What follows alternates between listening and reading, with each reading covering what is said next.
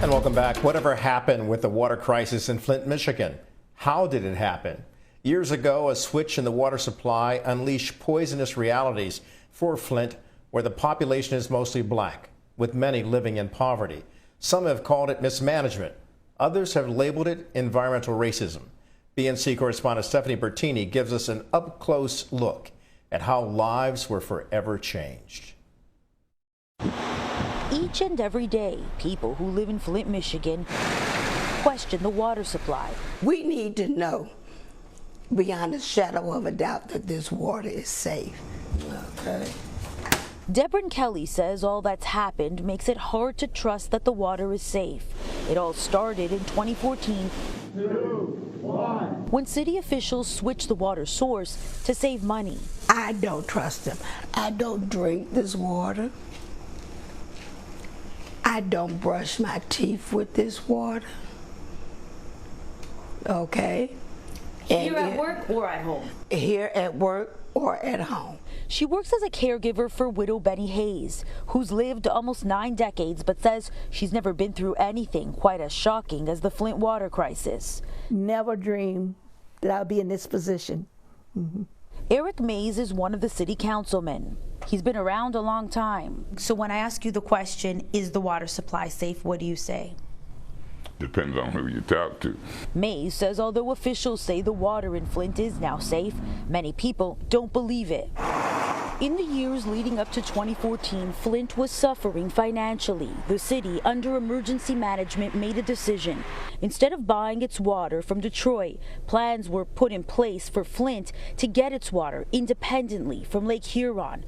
Ultimately, it would save money, but before the long-term plan could be put in place, a temporary switch to the Flint River was made.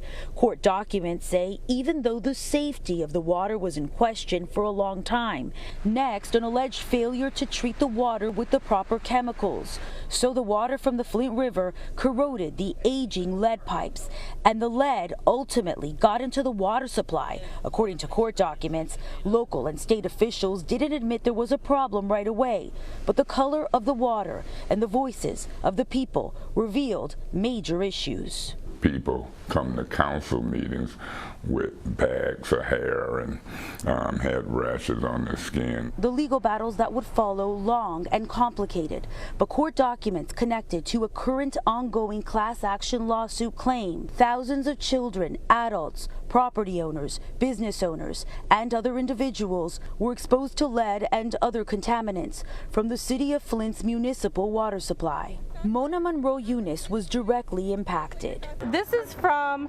autoimmune disease I got from the water crisis, and now every time I have a health issue that pops up, I have a huge flare-up. So I got COVID in November, and I've been fighting this since November. Monroe Eunice says the water crisis is part of a bigger issue, which she calls environmental racism. She's a community activist. On this day, we caught up with her at a demonstration against plans to bring an asphalt plant to a community that borders Flint. Why is this all tied together? Well, this is not happening in wealthy white areas, right? Her sentiment is shared by Flint's current mayor, Sheldon Neely. He was just elected 2 years ago. This wouldn't have happened if this was a white town. Do you agree with that? Absolutely, I agree with that. Flint, Michigan is predominantly black and has vast socioeconomic challenges, but it wasn't always like that. Benny Hayes and her husband, both teachers, moved to Flint from Illinois in 1967. Flint was a growing community. The Flint she remembers was booming. General Motors fueled the economic engine. Councilman Mays worked for GM back in the day. Come out of high school, whether you go to college, you could get a job at 18 and you're working for General Motors 30 years, you got pensions, and they were good jobs. As things changed over the decades and GM eventually pulled out, Flint was left with very little, and the water crisis further drove the town into a financial hole. Now, in hindsight, I should have left immediately. When Benny Hayes was first confronted with the water crisis, she thought about selling her house, but didn't. Now she regrets it. I will not get anything from my house. I have to give my house away. Hayes says the water crisis has aged her quickly. I have no children. If I was not able to pay someone to come in and take care of me, it'd be really difficult. Shuttling the bottles of water back and forth requires heavy lifting. She can't lift it. Like these are heavy cases? Yeah. Heavy too, the psychological stress.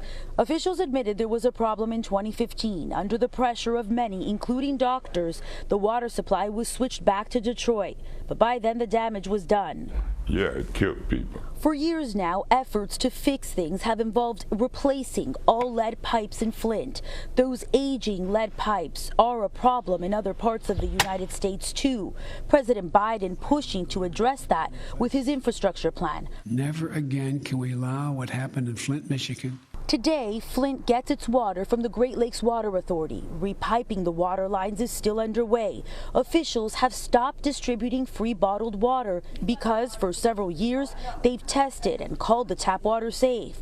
But some churches and community groups still hand out bottled alternatives because most people still have no faith in the water supply. For Benny Hayes, there's no way to undo what was done. It is very difficult to explain, except the fact that water is so essential to your everyday living.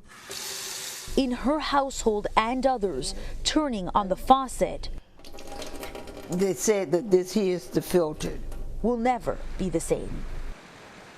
So much has changed here in Flint since the water crisis began. As the years, months, weeks, and days go by, it's clear the trust that was eroded is irreversible for many.